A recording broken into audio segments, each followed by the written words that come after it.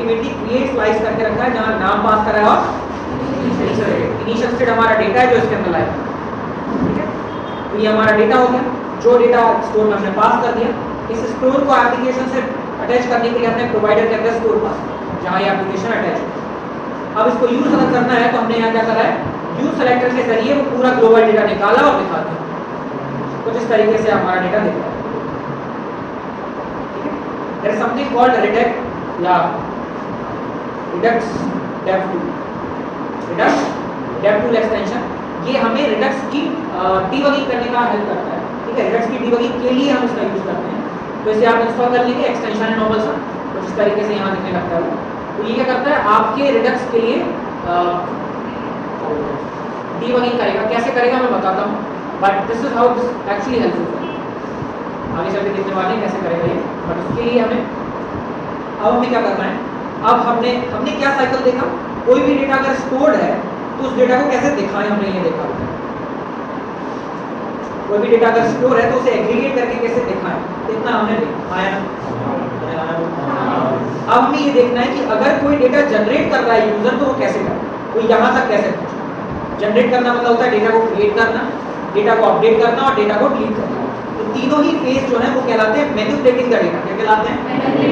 Data को manipulate करना, data को चेंज करना। मतलब डेटा तीन तरीके से चेंज हो सकता है, या तो उसमें कुछ क्रिएशन हो जाए, या तो उसमें कुछ अपडेशन हो जाए, या तो उसमें कुछ डिलीशन हो जाए। इसके अलावा और कोई तीसरी चीज है नहीं। इसके अलावा चौथी चीज जो है वो है हमारा रीड। तो रीड हम तो इससे कर ले रहे हैं, ठीक है। रीड करना या ट्रैवर्स करना वो हम इससे कर ले रहे हैं। तो हमें ये वाला पार्ट जो है वो संभाल के रखना है। दैट इज हम किस तरीके से क्रिएट, अपडेट या डिलीट करें, उसके लिए डेटा को मैनिपुलेट कर सकते हैं। अब डेटा को मैनिपुलेट करने के लिए जरा ध्यान से देखना किस तरीके से साइकिल में यूज कर रहा हूँ, बहुत इंपॉर्टेंट है। नहीं समझ पाए तो बहुत कंफ्यूज हो जाएगा। देखो, अगर कोई भी डेटा मैनिपुलेट हो रहा है तो वो यूजर की इच्छा से होगा। मैं यूजर बटन दबाएगा तो डेटा क्रिएट होगा, यूजर बटन दबाएगा तो डेटा डिलीट होगा, यूजर बटन प्रेस कर रहा है तो डेटा अपडेट हो रहा है। मतलब तीनों ही चीजें यूजर की इच्छा से हो रही है। एक फॉर्म फिल कर दिया और एंटर कर दिया तो user create, pre defined data था, एडिट पर क्लिक किया और अपडेट कर दिया तो डेटा अपडेट हो गया, किसी डेटा पर क्लिक कर दिया वो डिलीट हो गया। तीनों ही कंडीशन में जो एक्चुअली काम करना होता है वो कौन करता है, मतलब यूजर बटन प्रेस करता है। अब यूजर जब किसी डेटा को अपडेट करता है ना, तो यूजर के पास या एक्चुअली डेटा दो तरीके से काम करता है। एक होता है सिंक्रोनस और एक होता है एसिंक्रोनस। कैसे काम करते हैं बताओ। अभी जो मेरा डेटा है, लेट्स से हम प्रोडक्ट को चूज करते हैं। अभी जो प्रोडक्ट में मेरा डेटा है, बताओ वो डेटा स्टैटिक है या डायनामिक? ये डेटा जो लिखा है वो कभी चेंज होगा या ऐसा ही लिखा है? स्टैटिक। हमने हार्ड कोडेड डेटा लिख दिया। क्या है ये डेटा? स्टैटिक। तो हम जब भी एप्लीकेशन ओपन कर रहे हैं बाय डिफॉल्ट डेटा मिलता है, स्टैटिक डेटा। इसको चेंज भी करना हो तो कोई एपीआई कॉल करनी है क्या? नहीं, नॉर्मली सीधे डाल दिया डेटा, चेंज हो गया। मतलब बैकएंड का कहीं भी हम यूज नहीं कर रहे, कोई भी बैकएंड को हम अटैच नहीं कर रहे हैं, कोई एपीआई कॉल नहीं कर रहे हैं, तो डेटाबेस कहीं भी इंक्लूड नहीं हो। तो ये पूरी जो प्रोसेस है वो कहलाती है सिंक्रोनस प्रोसेस। क्या कहलाती है? समझ आया? इस प्रोसेस को क्या बोल रहे हैं? Synchronous process. अब सिंक्रोनस प्रोसेस जब भी होती है ना, तो ये सीधा हमारे किसके पास चला जाता है, बोलता है भाई एक काम करो, यहां मैंने बना के रखा है सिंक्रोनस एक्शन। सिंक्रोनस, ये है सिंक्रोनस एक्शन। सीधा जाएगा किसके अंदर? Synchronous action. और सिंक्रोनस एक्शन के पास ही सिर्फ ताकत रहती है जो हमारे स्टोर को चेंज कर सके। किसको चेंज करे? स्टोर के इनिशियल स्टेट डेटा को चेंज कर सके। ये प्रोसेस समझ आए? अगर डेटा सिंक्रोनस है तो ऐसे काम है। यूजर ने बटन क्लिक करी, बटन क्लिक करने के बाद क्योंकि सिंक्रोनस डेटा था तो सीधा सिंक्रोनस एक्शन के पास गया, इसने कुछ कोड लिखा है। सिंक्रोनस एक्शन क्या होते हैं? एक्शन होते हैं हमारे फंक्शंस। क्या होते हैं? फंक्शन होना जानते हो? वही नॉर्मल जावास्क्रिप्ट फंक्शन ही हमारे एक्शंस होते हैं। कुछ बहुत ज़्यादा चेंजेस होंगे मैं बताऊँ। तो कुल मिलाकर हमने यूजर के जरिए सिंक्रोनस एक्शन कॉल किया और कॉल करने के बाद स्टोर को चेंज कर, स्टेट को चेंज कर, ठीक है। अब प्रॉब्लम जब आती है जब कोई एपीआई चेंजेस होती है, आपने बटन पर क्लिक करा, वो डेटा जा रहा है एपीआई के पास, एपीआई से जाते हुए डेटाबेस में चेंजेस करें, डेटाबेस से फिर रिक्वेस्ट लेके आ रहा है और फिर आपके स्टोर में चेंजेस करें। मतलब यहाँ से अब यहाँ आपको दिक्कत जो है वो ये आने वाली है कि आपको यहाँ एक और एक्शन बनाना है। ये क्या करेगा? ये आपके डेटा को ले जाएगा बैकएंड की तरफ। कहाँ ले जाएगा?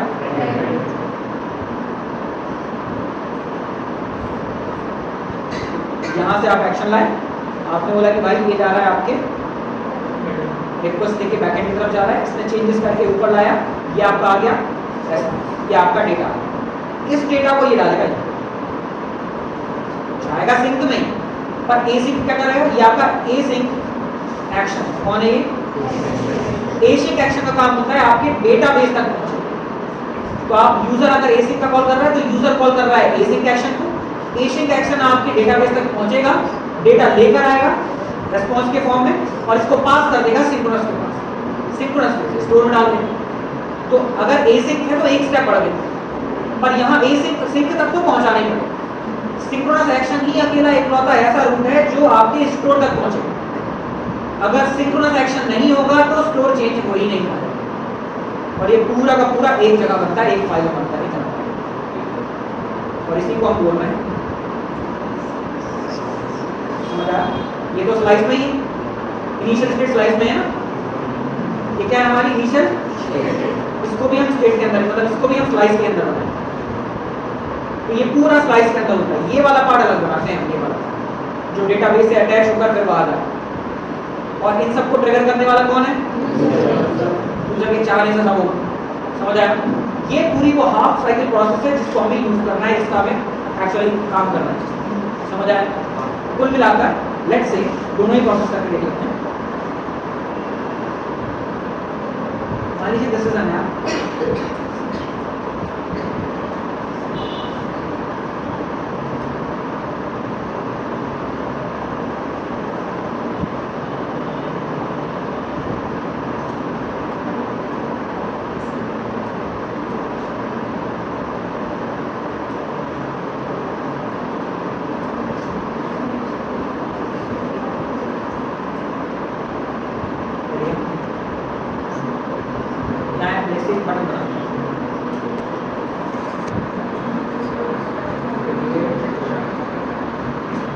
जब इस बटन पे क्लिक करेंगे तो एक प्रोडक्ट क्रिएट होगा और यहाँ कॉल कर लेते हैं ऑन क्लिक।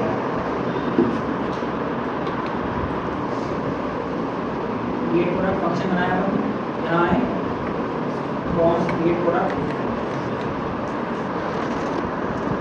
यहाँ हम कुछ कोड लिख देंगे तो प्रोडक्ट को क्रिएट करें। जैसे यहाँ लिख देता हूँ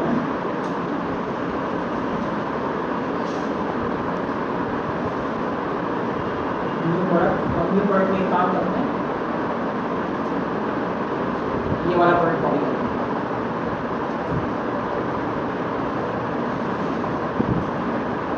ठीक है, ये हमने एक ऑब्जेक्ट ले लिया, कॉपी कर लिया इसे, और इसे हमें सेव करना है। ठीक है, अब अगर कोई भी नॉर्मल फंक्शन है, नॉर्मल फंक्शन, तो उसे हम क्या करेंगे, यूज करने के लिए क्या करेंगे, उसे कॉल करने। तो नॉर्मल फंक्शन यूज करना है, क्या करते हैं उसे call. But at the same time अगर कोई एक्शन है तो एक्शन है तो एक फंक्शन ना, पर इसे कॉल नहीं कर सकते, ये चलेगा नहीं कॉल करना, इसे करना पड़ेगा डिस्पैच। क्या करना पड़ेगा? समझ आया? तो ये एक रैपर लगाना पड़ता है, जो हमें जैसे यूज सेलेक्टर मिला है वैसे यूज डिस्पैच मिलेगा। बताऊंगा कैसे करेंगे। तो नॉर्मल फंक्शन है तो कॉल कर लो, और एक्शन है तो क्या करना पड़ेगा, उसे डिस्पैच करना होगा। नहीं तो अंदर क्या रहा, नॉर्मल फंक्शन में है, जैसे ही डिस्पैच करते हो तो फिर हमारे जावास्क्रिप्ट या हमारा रेड्यूसर समझ जाता है कि भैया एक्शन कॉल हुआ है, तो इसे डिस्पैच करो। ठीक है, अभी एक्शन तो बनाया नहीं हम, अभी हमारा डेटा स्टैटिक है तो हम ये अप्रोच यूज कर रहे हैं।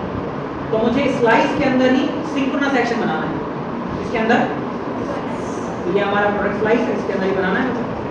तो ये प्रोडक्ट स्लाइस क्रिएट यही हुआ है, ये नाम है स्लाइस का, ये डेटा है स्लाइस का, इस डेटा को हमने यहाँ पास कर दिया। रेड्यूसर मतलब क्या होता है, डेटा।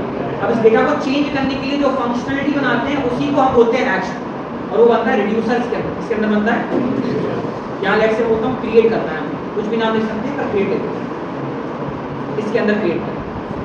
अब हमने पढ़ा था, याद करो, प्योर फंक्शन, इम्प्योर फंक्शन। कुल मिलाकर अगर मुझे यहाँ स्टेट को एक्सेस करना है, किसको एक्सेस करना है, तो यहाँ क्या लिखना पड़ेगा मुझे, इनिशियल स्टेट। मैं क्या बोल रहा हूँ, इनिशियल स्टेट डॉट डेटा के अंदर मैं कर रहा हूँ पुश। क्या कर रहा हूँ, कोई डेटा पुश कर रहा है, कोई प्रोडक्ट पुश कर रहा है।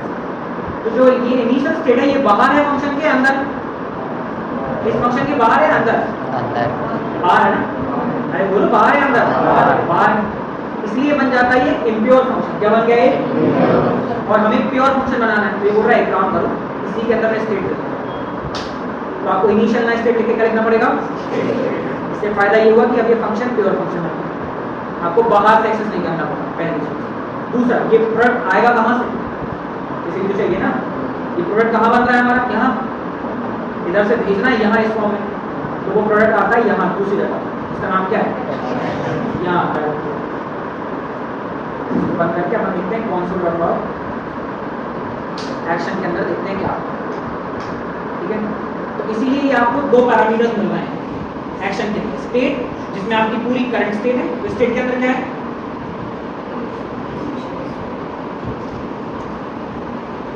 Current initial state, initial state का पूरा करंट डेटा, ठीक है। और एक्शन क्या है? एक्शन एक ऑब्जेक्ट है जिसमें मिलेगा टाइप, क्या मिलेगा? और दूसरा मिलेगा पेलोड, क्या मिलेगा? पेलोड में आपका डेटा रहेगा, क्या रहेगा? और टाइप बताता है कि कौन ने कॉल किया है, कहाँ से कॉल किया, देखेंगे अभी। इसके पेलोड की हमें जरूरत पड़ेगी, इससे हमें डेटा मिल जाए। तो ये दोनों चीजें यहाँ मिल रही हैं। अब इस क्रिएट को पहुंचाना है ऐप तक, क्रिएट को ऐप तक पहुंचाने के लिए एक्सपोर्ट करना पड़ेगा। डिफॉल्ट एक्सपोर्ट कर चुके हैं, तो अब मजबूरन क्या करना पड़ेगा? कौन सा export? Is equal to product slice dot, यहाँ मिलेगा एक्शन। क्यों एक्शन मिला? रिड्यूसर का काम क्या है? डेटा पहुंचाना। वैसे ही एक्शन का काम क्या है? फंक्शनैलिटी टू अपडेट, ये फंक्शनैलिटी पहुंचाएगा अपडेट करने के लिए। फंक्शनैलिटी मतलब एक्शन को मिला, ठीक है। तो जैसे हमें मिल जाएगा क्रिएट, देखो क्रिएट मिल गया, क्रिएट एक्सपोर्ट मार दिया। तो डेटा जो था वो रिड्यूसर तक पहुंचाया है, जो स्टोर में चला गया। ये उसको चेंज करने की फंक्शनैलिटी है क्रिएट, जो कि हमने यहाँ बनाई है। जब भी ये कॉल होगा ये प्रिंट हो जाना चाहिए, तो ये हमने एक्सपोर्ट कर दिया, यहाँ से इंपोर्ट करना है। तो अगर सीधा मैं सिर्फ क्रिएट लिख दूँ, क्या लिख दूँ, और कॉल करके इसमें न्यू प्रोडक्ट डाल दूँ और चलाने की कोशिश कर दूँ, चल रहा है कुछ आ रहा है? आइटम कंसोल आ रहा है? तो नहीं आ रहा, क्योंकि ये नॉर्मल फंक्शन नहीं है ना। क्या है ये? एक्शन है, और एक्शन हमेशा क्या होता है? क्या होता है एक्शन? डिस्पैच होता है। हमें यहाँ डिस्पैच चाहिए रहेगा, यूज डिस्पैच टर्मिनेशन।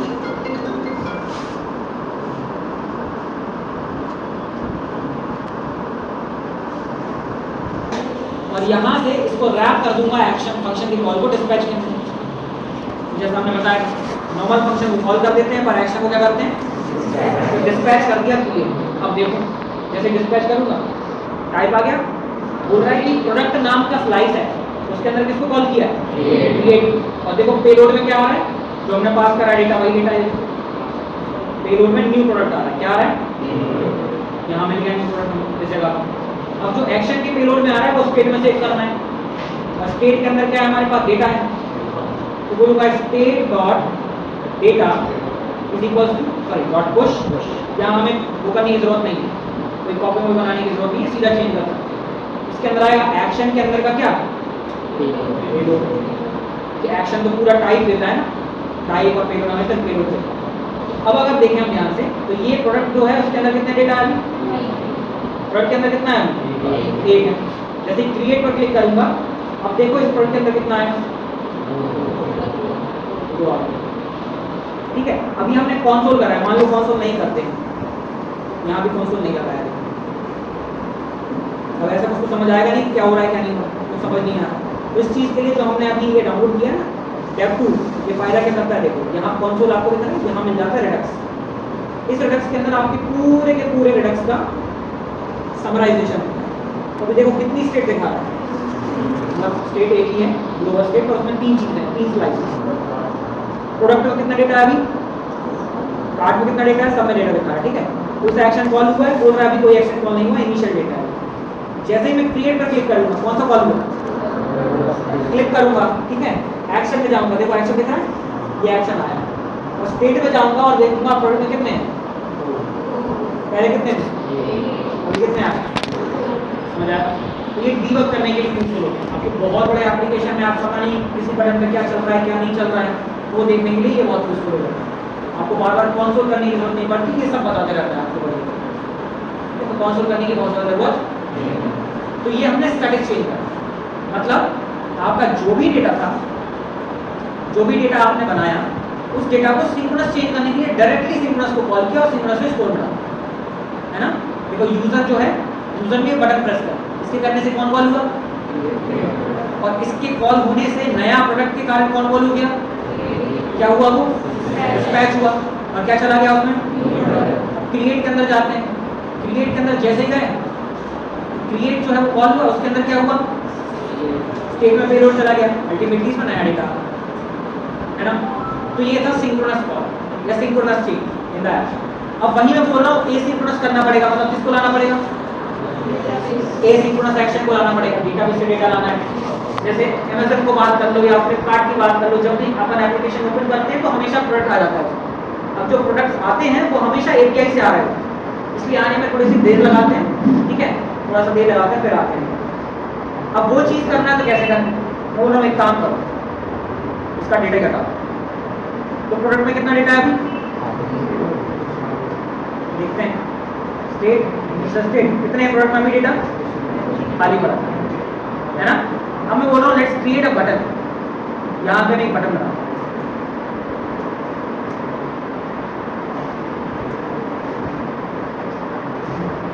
बटन, और इसका काम होगा लोड प्रोडक्ट्स। क्या करेंगे, ऑन क्लिक पर लगा देते हैं अपन, लोड प्रोडक्ट्स, कॉपी प्रोडक्ट्स, ठीक है। यहाँ अपना लोड प्रोडक्ट का कोई भी फंक्शन कॉल हो जाएगा तो हम बनाने वाले, ठीक है। जैसे ही बटन क्लिक होगी लोड प्रोडक्ट कॉल होगा, इसके कॉल होने से ये फंक्शन कॉल होगा। अब वो डेटा एपीआई से आएगा, कहाँ से आएगा, अब एपीआई का डेटा अगर देखो यहाँ हमने क्लियरली बोला है सिंक्रोनस एक्शन था तो स्लाइस के अंदर ही बना लिया, पर इसके लिए अब अलग से फंक्शन बनाना पड़ेगा या अलग से ही फाइल बनानी पड़ेगी। तो जितने भी एसिंक्रोनस एक्शन होते हैं ना उन्हें हम अलग ही बनाते हैं, क्योंकि उनमें एपीआई कॉल हो रही होती है। तो स्टोर के अंदर मैं एक फाइल बना लेता हूँ जिसका नाम रखता हूँ प्रोडक्ट, पहले तो फोल्डर बनाते हैं एक्शन नाम है, इस नाम का, इसमें पूरे एक्शन रहेंगे। कौन से एक्शन रहेंगे, इसमें रहेगा प्रोडक्ट एक्शन, ये प्रोडक्ट एक्शन। अब क्योंकि एपीआई से डेटा कॉल होना है तो किसकी जरूरत है हमें, एग्जीक्यूट, ठीक है। अब ध्यान से देखो जरा,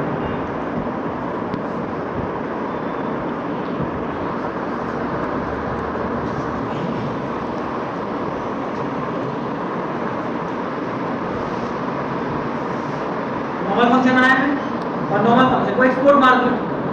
अभी इसमें कुछ ऐसा दिख रहा है जो कि एक्शन है, एक नॉर्मल फंक्शन ही दिख रहा है। इसको कैसे बोल रहे थे हम एक्शन है, क्योंकि रिड्यूसर के अंदर या क्रिएट स्लाइस के अंदर तो ये एक्शन दिख रहा था, पर यहाँ इसमें कुछ ऐसा समझ ही नहीं आ रहा, ये तो नॉर्मल फंक्शन दिख रहा है। अब ये नॉर्मल फंक्शन जो है ना, आपका रेडेक्स बोलता है कि अगर तुम नॉर्मल फंक्शन बना रहे हो तो मेरे को यूज का नहीं, तुम्हें एक्शन बनाना पड़ेगा। तो एक्शन बनाने के लिए, एसिंक्रोनस एक्शन बनाने के लिए फंक्शन विद इन फंक्शन बनाना पड़ता है। देखने में बहुत अजीब लग रहा है ये फंक्शन विद इन फंक्शन, या अगर तुम्हें ध्यान से समझाओ मैं एक्चुअली है क्या ये।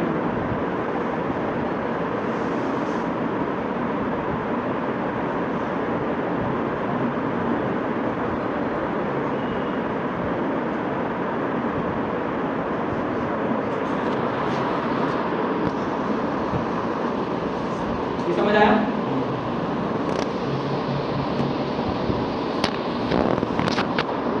समझ आया क्या, एक फंक्शन है जो रिटर्न कर रहा है कौन, ये वो लाइन, ये लाइन वही छोड़, ठीक है। क्योंकि देखिए वो शॉर्ट में है तो देखने में थोड़ा अजीब लग रहा है।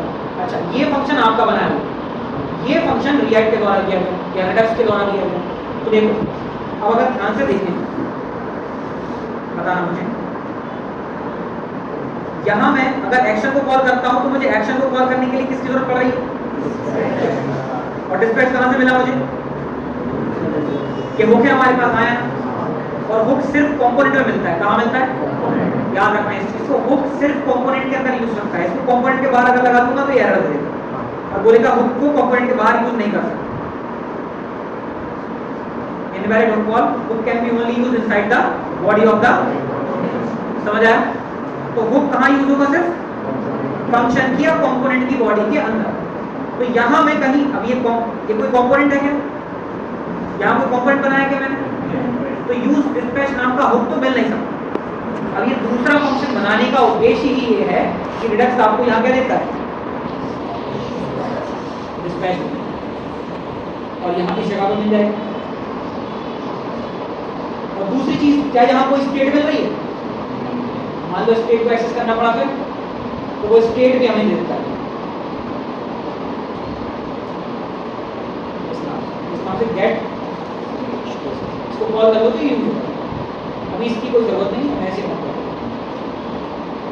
अब इसके अंदर ये आपका फंक्शन है, ये रिडक्स के द्वारा दिया गया फंक्शन, इसके अंदर डिस्पैच मिल गया। अच्छा डिस्पैच क्यों चाहिए था, क्योंकि इसके अंदर से भी मुझे कॉल करना पड़ेगा, ठीक करना पड़ेगा, इस सिंक्रोनस एक्शन को यहाँ कॉल करना पड़ेगा ना। तो काम ठीक है भैया, मिल गया। एपीआई कॉल करेंगे तो क्या लगा देते हैं यहाँ, और एरर आने के लिए क्या लगा देते हैं, ट्राई कैच।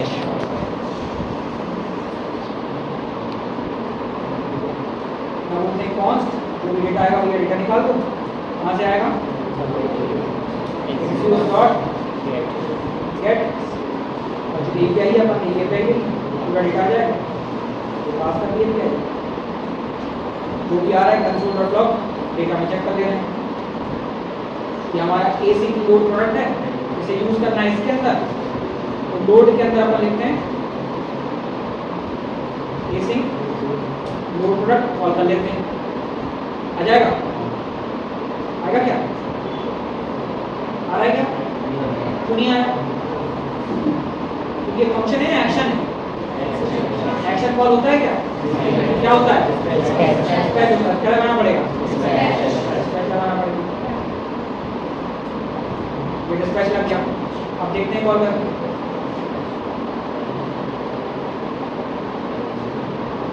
हो गया, नहीं लगता कॉल आ गया डेटा।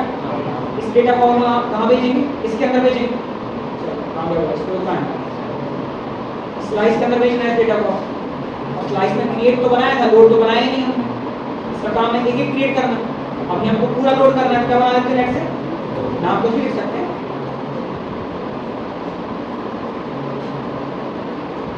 यहाँ बोलता हूँ जो भी आएगा वो स्टेट के डेटा के अंदर सीधा चला जाएगा।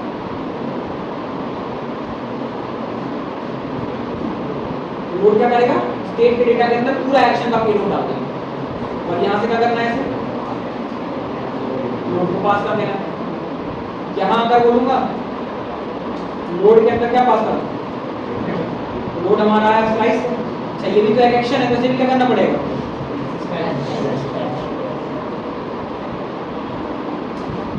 लोड डिस्पैच, यहाँ से हटा दो।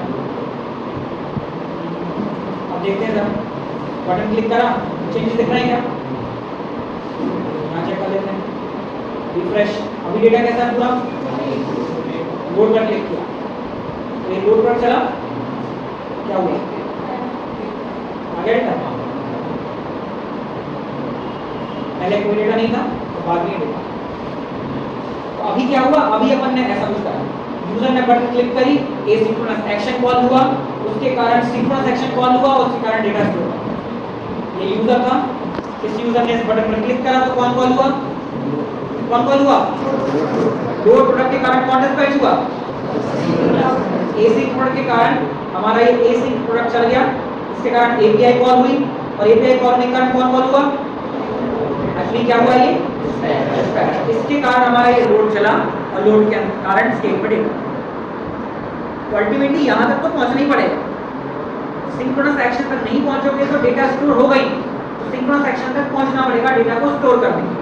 समझ आया ना, ये है पूरी प्रोसेस हमारी, ठीक है। तो इसके कारण अब यहाँ दूसरी चीज़, जब भी आप कोई लोड करते हैं एप्लीकेशन को, जैसे इंस्टाग्राम हो गया, लिंक्डइन हो गया, तो कोई बटन क्लिक करते हैं, जब पोस्ट आती है बाय डिफॉल्ट आ जाती है, तो उसके लिए हमें भी यहाँ करना है, बटन के दबाने से ना है, अपने आप आ जाए, तो क्या करना चाहिए फिर, use effect, directly use effect के अंदर लगाना चाहिए, इसके अंदर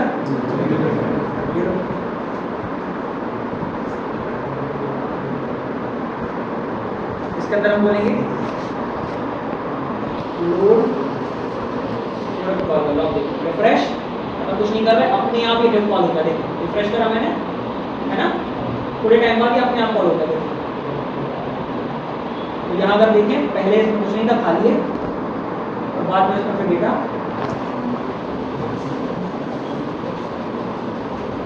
इस तरीके से ये चीज काम कर रही होती है। आप इस तरीके से कोई भी एप्लीकेशन क्रिएट कर रहे होते हैं and this is how the thing actually works. इस तरीके से आप किसी प्रोडक्ट को यूज करते हैं। तो अगर एक समरी फॉर्म में अगर देखें एक्चुअली होता क्या है, पूरी इंडेक्स साइकिल को अगर आप ध्यान से देखें तो ध्यान से देखिए जैसे आपका रिड्यूसर के अंदर भी